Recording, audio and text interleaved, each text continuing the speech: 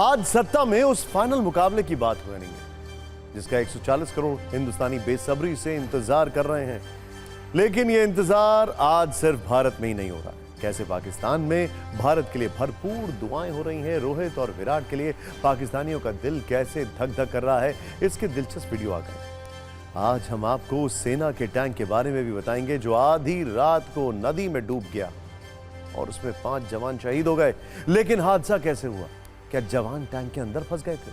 कैसे पानी बढ़ने का पता जवानों को नहीं चल पाया? एक एक जवाब सत्ता की कुंजी में मिलेगा। केजरीवाल का जेल संकट अभी जारी है और दिल्ली में राउस एवेन्यू कोर्ट ने उन्हें 14 दिन की न्यायिक हिरासत में भेज दिया है। सीबीआई ने केजरीवाल की रिमांड बढ़ाने की अपील नहीं की, लेकिन यह आरोप जरूर लगाया कि केजरीवाल शराब घोटाले की जांच में सहयोग नहीं कर रहे हैं।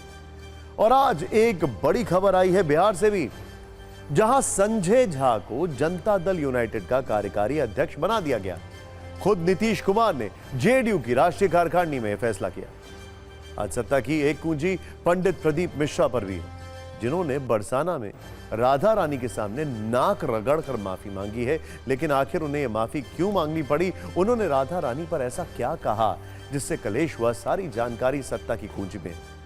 और कल हमने आपको दिल्ली एयरपोर्ट पर पार्किंग की छत गिरने से कैब ड्राइवर की मौत की खबर दिखाई थी। अब राजकोट एयरपोर्ट पर भी एक हादसा हुआ है, जहां पहली बारिश में एयरपोर्ट के कैनोपी का एक हिस्सा गिर गया। राहत की बात यह है कि आज किसी की जान नहीं गई और मौसम बदलते ही बारिश अपना रौद्र रूप दिखाने लगी है। आज हरिद्वार से इसके कुछ डरावने सबूत सामने आए हैं, जहां 6 से 7 गाड़ियां नदी में बहती हुई नजर आई। इसके भी वीडियो हम आपको आज दिखाने वाले हैं। सत्ता में आज सबसे पहले आपको बताएंगे कि लद्दाख की श्योक नदी में भारत के T-72 टैंक के साथ बीती रात 1 बजे क्या हुआ। T-72 टैंक, आपने इसको अक्सर 26 जनवरी की जो परेड होती है उसमें देखा हो। कैसे अचानक 8 हाथियों के वजन वाला ये T-72 टैंक डूबने लगा और इस टैंक में मौजूद 5 जवानों ने किस तरह अपनी हर सांस के लिए अंतिम संघर्ष किया। आप इसे लद्दाख में नदी के भीतर हुआ टैंक टर्बुलेंस भी कह सकते हैं।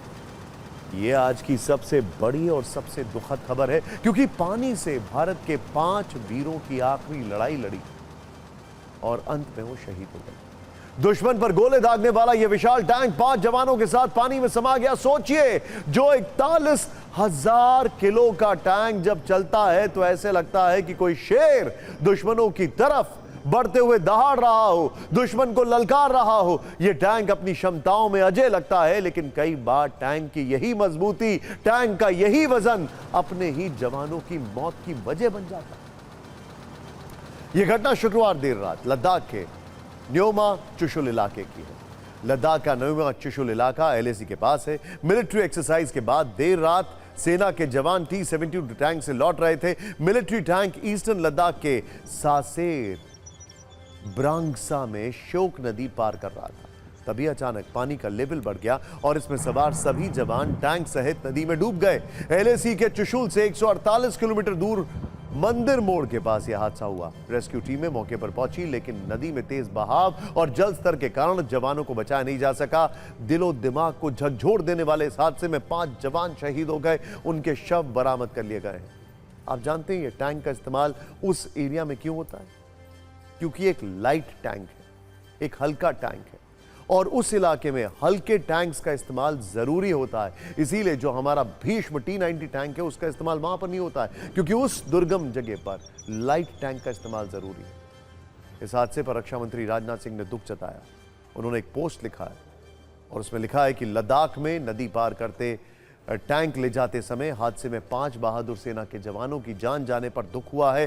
राष्ट्र के प्रति अपने वीर सैनिकों के बलिदान को कभी नहीं भूलेंगे। वाकई यह हादसा है भी ऐसा, लेकिन सवाल है कि आखिर यह टैंक पानी में कैसे डूब गया। अभ्यास के दौरान बार बार जवान नदी को पार करते हैं। युद्ध के दौरान भी टैंक के जरिए नदियों को पार किया जाता है, लेकिन शुक्रवार रात ऐसा हुआ क्या कि सब गड़बड़ हो गया और टैंक डूबने से जवानों की मौत हो गई। देखिए, जो मीडिया रिपोर्ट्स है उसमें यह दावा किया जा रहा है कि श्योक नदी के ऊपरी इलाके में बारिश के चलते अचानक पानी बढ़ गया। रात होने की वजह से अंधेरे में जवानों को इसका पता नहीं चल पाया और T-72 टैंक 5 मीटर यानी करीब करीब करीब 16.5 फीट तक गहरी नदी को पार करने की क्षमता रखता है। यह एक छोटे डायमीटर वाले स्नॉर्कल की मदद से नदी को पार करता है। पानी के अंदर टैंक का इंजन बंद होने पर इसे 6 सेकंड के भीतर चालू करना जरूरी होता है। ऐसा नहीं करने पर कम दबाव होने के कारण इंजन में पानी भर जाता है और इसके बाद वही होता है जो लद्दाख में हुआ।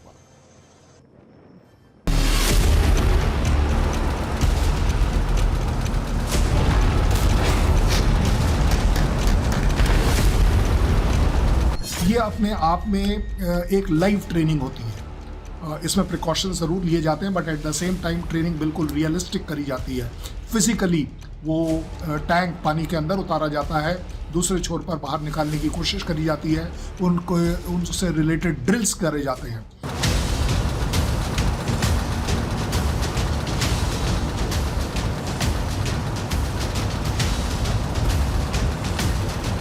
लेह लद्दाख एरिया में वेदर स्टेशंस को बढ़ाना पड़ेगा, क्योंकि जब भी वहाँ से कोई एक वेस्टर्न डिस्टर्बेंस निकलती है तो ऊंची पहाड़ियों में बारिश होने से कभी कभी जलस्तर अचानक बढ़ जाता है।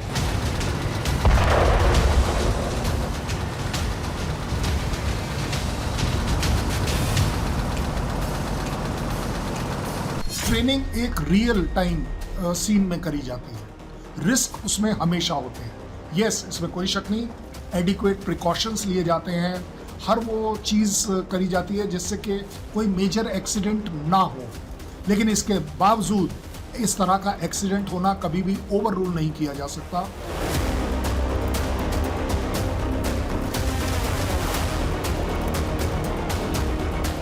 कहीं ना कहीं ट्रेनिंग स्टैंडर्ड्स के किसी ड्रिल को फॉलो ना करना बहुत लीथल हो सकता है लाइफ के लिए अपने आप। सो मुझे लगता है कि हमें बड़े स्ट्रिक्टली अपनी इन ट्रेनिंग नॉर्म्स को रिवाइज करना चाहिए, प्रैक्टिकलाइज करना चाहिए और इम्प्लीमेंट करते समय एक अलग ध्यान रखा जाना चाहिए।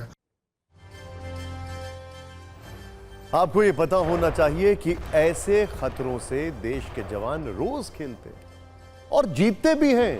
टैंक पर सवार होकर नदियों को पार करना, टैंक पर सवार होकर पहाड़ों पर चढ़ना, ऊंची चोटियों और दुश्मनों का सामना करना, विपरीत परिस्थितियों में भी डट कर रहना जवानों के लिए बड़ी साधारण सी बात है, रेगुलर अफेयर जिसे अंग्रेजी में कहते हैं। लेकिन कभी कभी मौसम और हालात इतने खराब हो जाते हैं या इतना तेजी से बदलते हैं कि जानलेवा हादसे हो जाते हैं। टैंक का वजन उसके मॉडल और वर्जन पर निर्भर करता है। यह बड़ी इंटरेस्टिंग आपको चीज बता रहे हैं, ध्यान से देखिएगा। T-72 टैंक की बात करें तो इसका वजन लगभग 41,000 किलोग्राम होता है। यह बहुत ज्यादा है।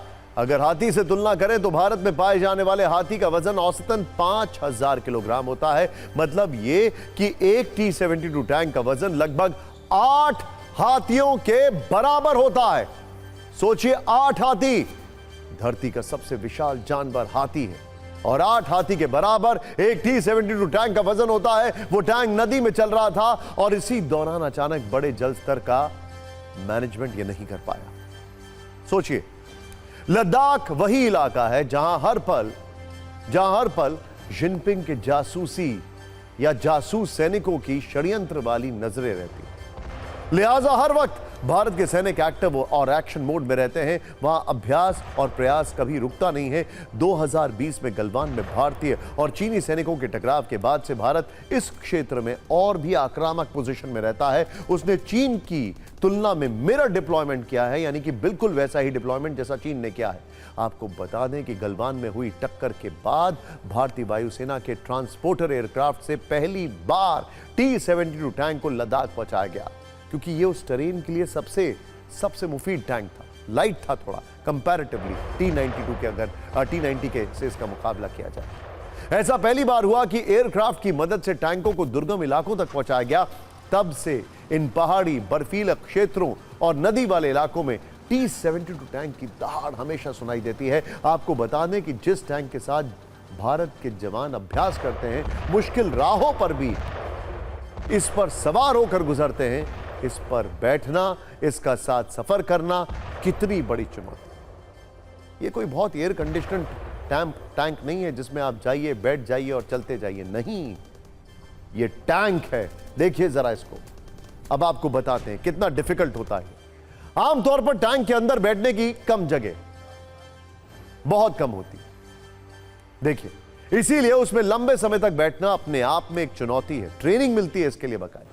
T-72 टैंक में 3 से 5 लोगों के बैठने की जगह होती है। एक ड्राइवर होता है जो टैंक चलाता है। अब एक एक चीज देखिएगा।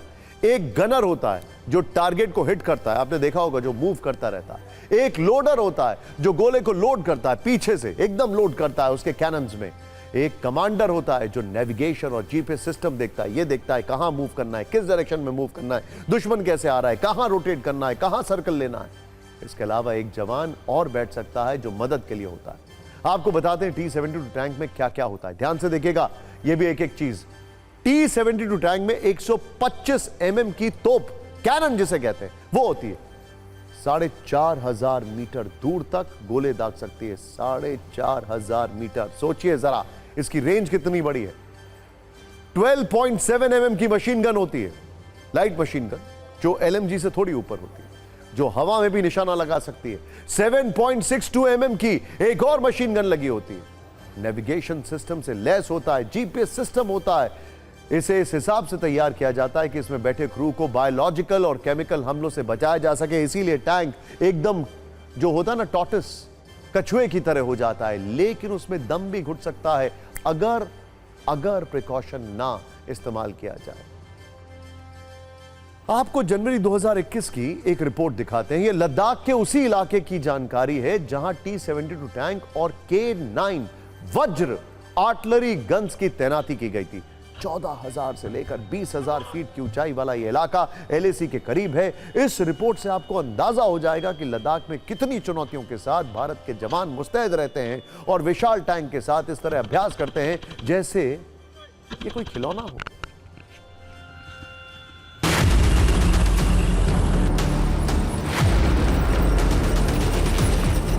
ईस्टर्न लद्दाख के इलाकों में मैं जहां मौजूद हूं, ये 10,000 से 12,000 फीट की ऊंचाई पर है।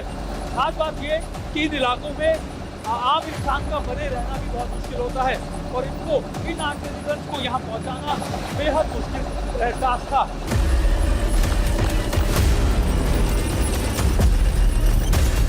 यह आर्टिलरी गन 30 सेकंड में करीबन 3 शेल्स को फायर कर सकती है, यानी हर 10 सेकंड में एक शेल को लगातार फायर किया जाता है। वो भी ऑटोमेटिक है, यानी पूरी तरीके से इसमें किसी तरीके से शेल्स को भरने की या ज़्यादा मैनुअल काम करने की जरूरत नहीं। इसके अलावा गन मशीन है जो आपके क्लोज टारगेट्स को अचीव कर सकती है, उनको टारगेट कर सकती है। 5 लोगों की टीम होती है जिसमें 4 लोग जो होते हैं वो पीछे की तरफ होते हैं, एक जो ड्राइवर होता है यानी जो मेन होता है वो आगे होता है, बाकी जो कंट्रोलर, गनर, लोडर और चौथे जो शख्स होते हैं वो इसी चारों के अंदर बैठते हैं।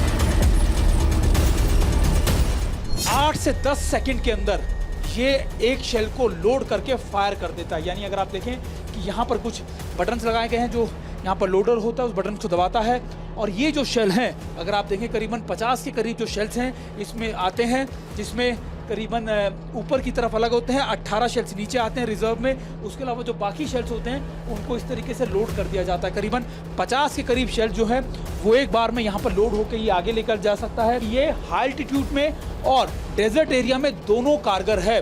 खास बात यह कि -50 डिग्री हो, 40 डिग्री हो माइनस, या फिर 50 डिग्री रेगिस्तान का इलाका हो, उसके अंदर भी अंदर बैठे लोगों को कोई दिक्कत ना हो, इसका भी इंतजाम किया गया। यानी इसमें खास तौर पर AC भी लगाया गया है और हीटर्स को भी लगाया गया है। अगर आप देखें, मैं कैमरा पर्सन आपको दिखा पाए, इन हीटर्स को लगाया गया है जो इसको गर्म रखते हैं।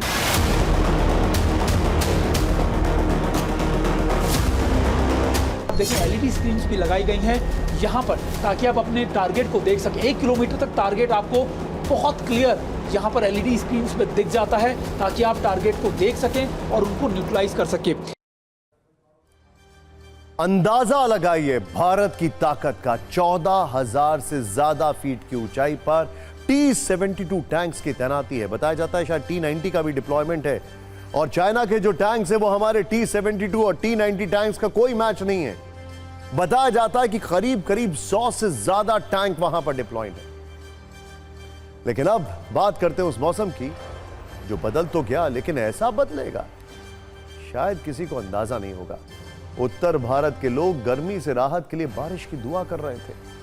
बारिश आ भी गई, लेकिन कैसे अपने साथ संकट लेकर आई है ये देखिए। इसकी तस्वीरें कल आपने दिल्ली में देखी, आज हरिद्वार से देखिए, जहां भारी भरकम गाड़ियां नदी में कागज की तरह बहती हुई नजर आ रही हैं। ये देखिए जरा तस्वीरें, भारी भरकम गाड़ियां हैं, एसयूवीज हैं या एमयूवीज, मल्टी यूटिलिटी व्हीकल्स, और ये मंजर देखकर लोग कांप गए। ये हैचबैक्स भी है यहां पर। हरिद्वार में लगातार बारिश की वजह से इस वक्त गंगा नदी का जलस्तर अचानक से बढ़ गया है और इस वजह से वहां छोटी नदियों और नालों में भी रौद्र रूप दिखाई दे रहा है। इसी के बाद आज हरिद्वार में एक बड़ा हादसा हो गया, जहां 6 से 7 गाड़ियां गंगा नदी के पानी में तिनके की तरह बहती नजर आ रही हैं। ये देखिए, ये गाड़ियां जा रही हैं, ये गाड़ियां सूखी नदी के पास बनी पार्किंग में खड़ी थी। ये देखिए जरा, देखिए, लेकिन कुछ ही मिनट में गाड़ी जो है वो नदी में बहना शुरू हो जाती है। ये बोलेरो का एक्सटेंडेड वर्जन है, वो इनोवा दिखाई दे रही थी आपको, ये देखिए, और वो है i10 हैचबैक जो बीच में आपको दिखाई दे रही थी। मैं गाड़ियों की ब्रांडिंग नहीं कर रहा हूं, लेकिन आपको बता रहा हूं, गाड़ी हल्की हो या भारी, बहाव में बहती जा रही है।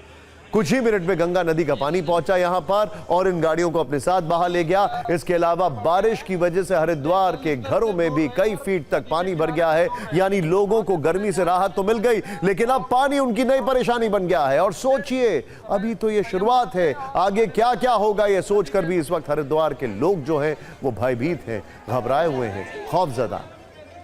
हरिद्वार की तस्वीरें आपने देखी, ये कुदरत का विनाशकारी मैच है, जहां कुदरत के फ्री हिट के आगे कुछ भी टिकने को तैयार नहीं है। वैसे मॉनसून के साथ ऐसा मैच भारत में हमेशा चलता रहता है और इसमें मौसम विभाग की बड़ी भूमिका रहती है, लेकिन कई बार आईएमडी भी इस बदलते मौसम की गुगली में उलझ जाता है।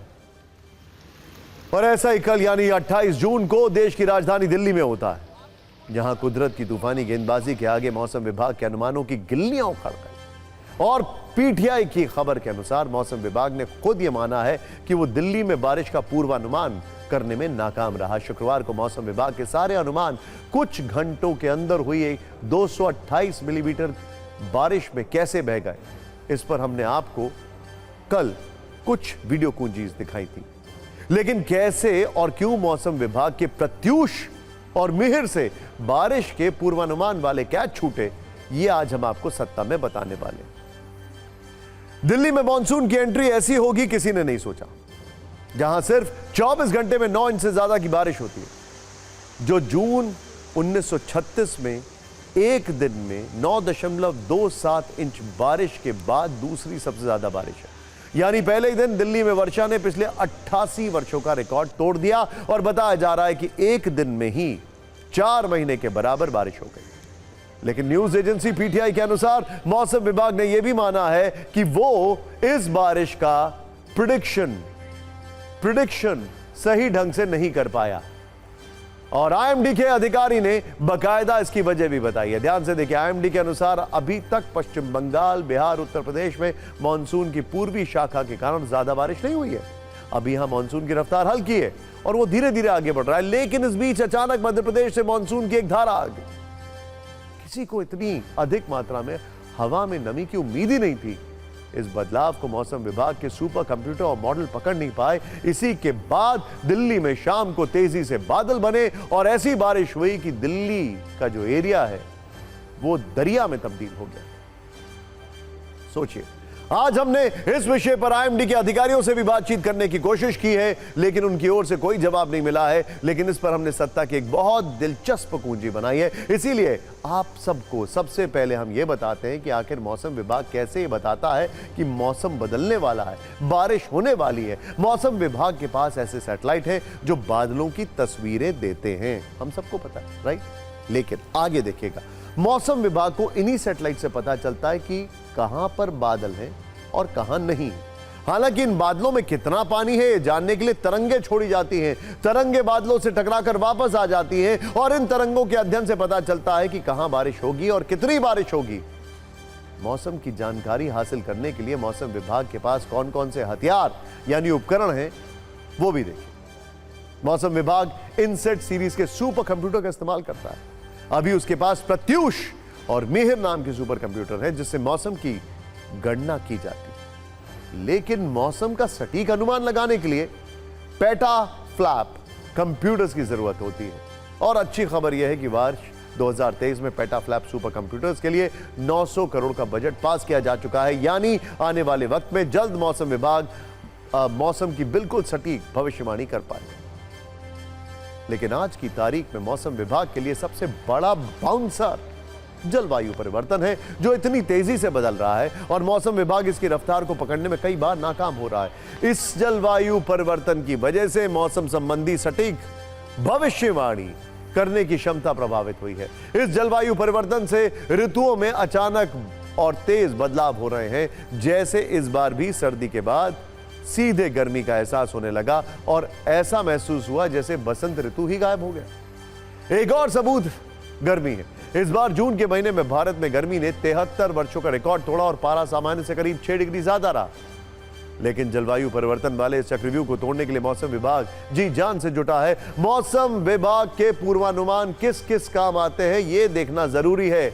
इन्हें कृषि को लेकर बहुत ज्यादा कारगर माना जाता है। तूफान की स्थिति में तैयारी करने का वक्त मिल जाता है। मौसम विभाग के अलर्ट की वजह से ज्यादा जान माल की सुरक्षा हो जाती है। बारिश के मुताबिक आयोजन के कैलेंडर बनाए जाते हैं और इसी मौसम विभाग की वजह से समंदर के पास हाई टाइड वाले अलर्ट भी जारी होते हैं। यानी मौसम विभाग कि आप चेतावनियों को हल्के में मत लीजिए। लेकिन अब एक अलग खबर। सत्ता में अब हम आपको एक ऐसी माफी के बारे में बताने जा रहे हैं जो आज जमीन पर नाक रगड़ कर मांगी गई है। और ऐसा करने वाले हैं मध्य प्रदेश के सीहोर में रहने वाले कथावाचक पंडित प्रदीप मिश्रा। सत्ता में हमने सबसे पहले आपको 2 संतों के उस कलेश के बारे में बताया जो राधा रानी को लेकर शुरू हुआ था। पंडित प्रदीप मिश्रा पर वृंदावन के संत और कथावाचक प्रेमानंद जी महाराज क्रोधित हुए थे और बरसाना के वासियों का गुस्सा भी 7वें आसमान पर था। और इसी गुस्से और विरोध को देखते हुए आज पंडित प्रदीप मिश्रा ने बरसाना में जाकर राधा रानी के चरणों में गिरकर और नाक रगड़कर माफी मांगी। पंडित प्रदीप मिश्रा ने राधा रानी के सामने दंडवत प्रणाम किया। इसके बाद मंदिर से बाहर निकले और फिर हाथ जोड़कर ब्रजवासियों का अभिनंदन किया। लेकिन अब आपको हम बताते हैं कि आखिर पंडित प्रदीप मिश्रा ने राधा रानी को लेकर ऐसा क्या कहा था कि उन्हें बकायदा बरसाना जाकर नाक रगड़नी पड़ी, माफी मांगनी पड़ी। दरअसल कथावाचक पंडित प्रदीप मिश्रा का एक वीडियो आया जिसमें वो राधा जी के प्रसंग पर कथा सुना। दावा है कि इस दौरान उन्होंने राधा रानी को लेकर जो बातें कही वो विवादित हैं और सत्य से परे हैं। पंडित प्रदीप मिश्रा ने कहा था राधा जी बरसाना की रहने वाली नहीं थी। श्री कृष्ण की पत्नियों में राधा जी के नाम का कोई जिक्र नहीं है। इतना ही नहीं, वीडियो में पंडित मिश्रा को यह भी कहते हुए सुना गया कि राधा जी के पति का नाम अनय घोष है, राधा जी की सास का नाम जटिला और ननद का नाम कुटिला था और राधा जी बरसाना नहीं बल्कि रावल गांव की रहने वाली थी। जब ये कथा वृंदावन के संत प्रेमानंद जी महाराज तक पहुंची तो वो इससे सुनकर नाराज हुए और कहा कि ऐसे लोगों को नरक में जाने से कोई भी नहीं बचा सकता। इसी के बाद बरसाना में महापंचायत भी हुई और ये मांग रखी गई कि कथावाचक पंडित प्रदीप मिश्रा ब्रज आकर माफी मांगे वरना उनका बहिष्कार किया जाएगा और कुंभ में घुसने नहीं दिया जाएगा। इसी विरोध के बाद आज पंडित प्रदीप मिश्रा स्वयं बरसाना गए और राधा रानी के सामने क्षमा मांगी।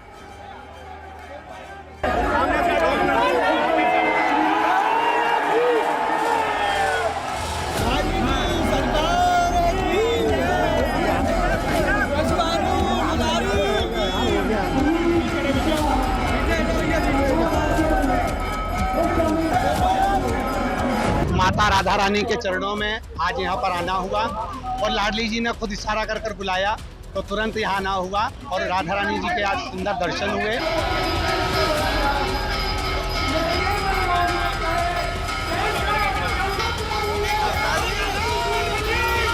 मेरी वाणी से, मेरे शब्दों से जो भी चोट लगी हो उसके लिए मैं क्षमा चाहता हूँ। मेरी महारानी जी से, मेरी राधा रानी जी से, किशोरी जी से, लाडलू जी से क्षमा चाहता हूँ और ब्रजवासियों को भी मेरी वाणी से, मेरे शब्द से कोई ठेस पहुंची हो उनके भी चरणों में दंडवत कर कर प्रणाम कर कर क्षमा चाहता हूँ।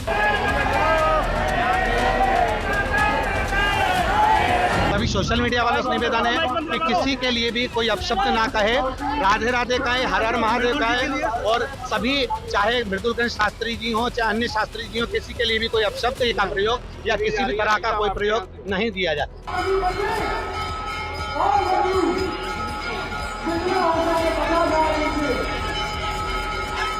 राधा रानी ने उनको सद्बुद्धि दी और जैसे हम लोग चाहते हैं कि नागरिगढ़ के माफी मांगे, साष्टांग दंडवत प्रणाम श्री राधा रानी के आगे उन्होंने करी नागरिगढ़ी।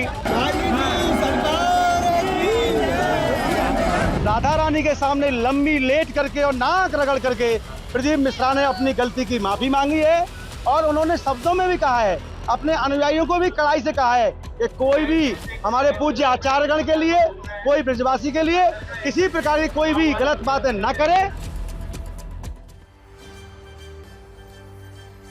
और सत्ता में आगे बढ़ते हैं एक तस्वीर के साथ। इस तस्वीर को गौर से देखिए और भारतीय मूल की एस्ट्रोनॉट सुनीता विलियम्स की कामयाबी और खुशी का अंदाजा लगाएं। याद है ना आपको ये तस्वीर? ये इसी महीने की तस्वीर है जब सुनीता विलियम्स अंतरिक्ष में पहुंची थी, लेकिन इस खुशी पर अब तकनीकी खराबी वाला ग्रहण लगा हुआ है। सुनीता विलियम्स पिछले 24 दिन से धरती से हजारों किलोमीटर दूर अंतरिक्ष में फंसी हुई हैं। पूरी दुनिया की नजर उन पर है क्योंकि एक बार या दो बार नहीं बल्कि 4 बार उन्हें वापस लाने की कोशिशें फेल हो चुकी हैं। 13 जून, 18 जून, 22 जून और 26 जून को उन्हें अंतरिक्ष से वापस लाने की कोशिशें हुई, लेकिन किसी न किसी गड़बड़ी की वजह से वापस चल गई। सुनीता विलियम्स के साथ उनके साथी बुच विल्मोर भी अंतरिक्ष में फंसे हुए हैं। दोनों को जिस स्पेसक्राफ्ट बोइंग स्टारलाइनर में लौटना था उसमें खराबी आ गई है। अमेरिकी स्पेस एजेंसी नासा उन्हें वापस लाने के प्रयास में लगी हुई है। सवाल अब भी वही है और वहीं का वही है, आखिर कब सुनीता विलियम्स की वापसी वाला शुभ समाचार। सुनीता विलियम्स और बुच विल्मोर 5 जून 2024 को अंतरिक्ष में गए थे। मिशन के अनुसार 8 दिन के बाद 13 जून को इन्हें धरती पर लौटना था, लेकिन यान में हीलियम लीक होने लगी। थर्स्टर में भी तकनीकी खराबी आ गई। बोइंग के कैप्सूल स्टारलाइनर में 5 जून को लिफ्ट ऑफ के बाद से कैप्सूल में 5 जगहों से हीलियम गैस लीक हो रही है। इसके 5 मैन्यूवरिंग थर्स्टर्स बंद हो चुके हैं। प्रोपल्शन वाल्व फेल हो चुका है जो पूरी तरह से बंद नहीं हो पा रहा है और इसका रिएक्शन कंट्रोल सिस्टम भी खराब हो चुका है। इसी वजह से वापसी चल रही है। यहां पर यह भी जानना जरूरी है कि बोइंग स्टारलाइनर अंतरिक्ष यान करीब 45 दिन तक स्पेस सेंटर से जुड़ा रह सकता है। हालांकि गंभीर परिस्थितियों में इसकी अवधि 72 दिन की जा सकती है। अब आपको सुनीता के स्पेसक्राफ्ट में आई दूसरी समस्या यानी हीलियम गैस लीक के बारे में बताते हैं। थर्स्टर्स चलाने में हीलियम मददगार होती है। हीलियम लीक की वजह से वजह अब तक साफ नहीं हो पाई है। लॉन्च से पहले हीलियम लीक होने का दावा किया गया। वैसे अमेरिकी स्पेस एजेंसी नासा हर संभव कोशिश कर रही है। नासा की ओर से वापसी की तारीख तो नहीं बताई जा रही है, लेकिन यह कहा गया है कि वो अंतरिक्ष कैप्सूल में आई समस्याओं का समाधान कर रहे हैं। सवाल है कि अगर इन सभी खराबियों से नासा निपट भी लेता है, तब भी सुनीता विलियम्स के वापस लौटने में सबसे बड़ी चुनौती क्या रहेगी? लैंडिंग के समय क्या होगा? यह भी सरल भाषा में समझिए। पृथ्वी के वायुमंडल में आते ही समय तापमान बढ़ता है। जैसे ही आते हैं उस वक्त तापमान जो बढ़ जाता है। ऐसे में जरूरी है कि क्रू मॉडल में एस्ट्रोनॉट के जिंदा रहने लायक स्थितियां हों। एक भी फैक्टर इधर से उधर हुआ तो जिंदगी खतरे में पड़ जाती है, जैसा कि आपको याद होगा कल्पना चावला के साथ हुआ था। पैराशूट को जोड़े रखने वाले लिंक की मजबूती बहुत जरूरी है और यह भी देखना होगा कि सभी थर्स्टर्स ठीक से काम करें। अब क्या होगा? कैसे वापसी होगी? ऐसे ही सवालों को लेकर चिंताएं बढ़ रही हैं। हर प्रयास, विकल्प और तकनीकी पहलू पर नजर रखी जा रही है। दरअसल 2 समस्याएं हैं जो सुनीता विलियम्स की धरती वापसी में बाधा बन रही हैं। पहली समस्या है थर्स्टर में गड़बड़ी और दूसरी समस्या है हीलियम लीक। पहले थर्स्टर्स की बात करते हैं। आपको बता दें कि बोइंग स्टारलाइनर में जिस थर्स्टर के अंदर तकनीकी खराबी आई है वो है क्या, कैसे काम करता है, ध्यान से देखिए। दरअसल थर्स्टर इंजन की तरह काम करता है। थर्स्टर यान को तय दिशा में पुश करता है। थर्स्टर स्पेसक्राफ्ट को गति देता है। थर्स्टर लैंडिंग में मदद करता है, इसीलिए बहुत महत्वपूर्ण हिस्सा है।